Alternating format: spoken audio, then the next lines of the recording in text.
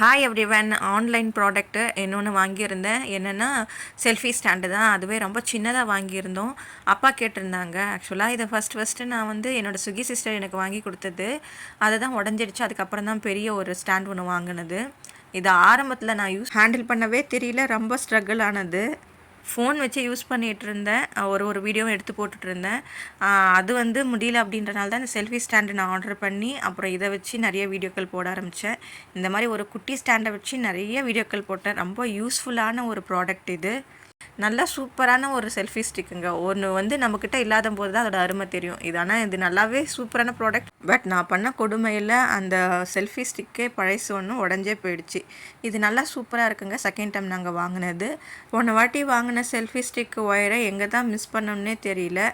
இதுக்கு வந்த ஒயரை இதுக்கு வச்சு போடும்பொழுது லைட்டெல்லாம் அவ்வளோ சூப்பராக பிரகாசமாக எரிஞ்சுது. ரொம்ப சூப்பரான ப்ராடக்ட்டுங்க. ரொம்ப கேரண்டியாக சொல்லலாம். அதுபோல் நல்ல ப்ராடக்ட். உங்களுக்கு இந்த வீடியோ பிடிச்சிருக்குன்னு நினைக்கிறேன். Okay, bye bye. Subscribe my channel.